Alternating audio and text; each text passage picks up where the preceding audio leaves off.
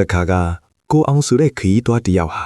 ဒေါ်လန်းတစ်ခုမှာလမ်းလျှောက်လာရင်မိုးချုပ်သွားခဲ့ပါတယ်။မိုးကလည်းတဲတဲမဲမဲရွာနေတာကြောင့်လမ်းဘေးမှာချုံးနွယ်ပိတ်ပေါင်နေကြတကိုးတဲ့ထီးထီးကြီးရှိနေတဲ့ဟောင်းနွဲနေတဲ့ကျွမ်းရင်ကြီးတအိမ်မှာခဏနားဖို့ဆုံးဖြတ်လိုက်ပါတယ်။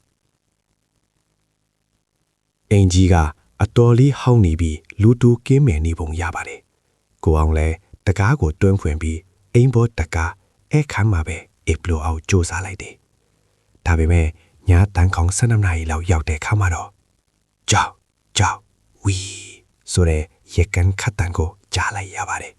။ကိုအောင်ဟာကြက်တီးမွေးညင်းတွေထားသွားပြီးဒီလိုအချိန်မတော်ကြီးဒီလိုအိမ်အိုကြီးထဲမှာဘယ်သူကရက်ကန်းခတ်နေတာလဲဆိုတဲ့အတွေးနဲ့အတန်လာရအိမ်နောက်ဘက်အခန်းလေးစီကိုခြေတန်းဖွက်နဲ့တွားကြည့်လိုက်တယ်။အခန်းတကာကြားကနေချောင်းကြည့်လိုက်တဲ့အခါစီမီးရောင်မိန်လေးအောက်မှာဖြူဖြောမင်းကလေးတယောက်ကြောပေးပြီးရက်ကန်းကိုအားဆိုင်ခတ်နေတာကိုတွေ့လိုက်ရပါတယ်။ကိုအောင်လည်းအားနာနာနဲ့ပဲအမ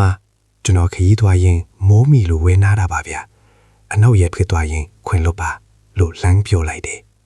။ဒါပေမဲ့ထိုမင်းကလေးကပြန်မဖြေပဲရက်ကန်းကိုပဲဆက်ခတ်နေပါတယ်။ကိုအောင်လည်းထူးဆန်းလို့အနာကိုအသားလေးတိုးသွားကြည့်တဲ့အခါမှာတော့ထိုမင်းကလေးကရက်ကန်းခတ်တာကိုရုတ်တရက်ရပ်လိုက်ပြီးကိုအောင်ဘက်ကိုဖြည်းချင်းလှည့်လာပါတယ်။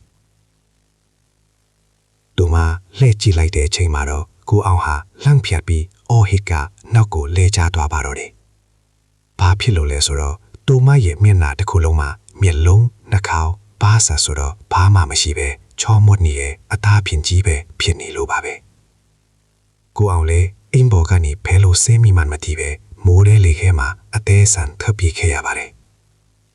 နောက်တေးမနက်ရွာထဲရောက်လို့ရွာသားတွေကိုမေးကြည့်တဲ့အခါမှာတော့ထိုအင်ကြီးဟာလွှမ်းထဲတဲ့နှစ်ပေါင်းများစွာကရက်ကန်းခတ်ခြင်းအလုပ်ကြိုးစားလို့စိတ်ဆုံးသွားတဲ့အမျိုးသမီးတယောက်ရဲ့အိမ်ဖြစ်ပြီးညတိုင်းရက်ကန်းခတ်တန်တဲ့ကြားရလေးရှိတယ်လို့သိလိုက်ရပါတော့တယ်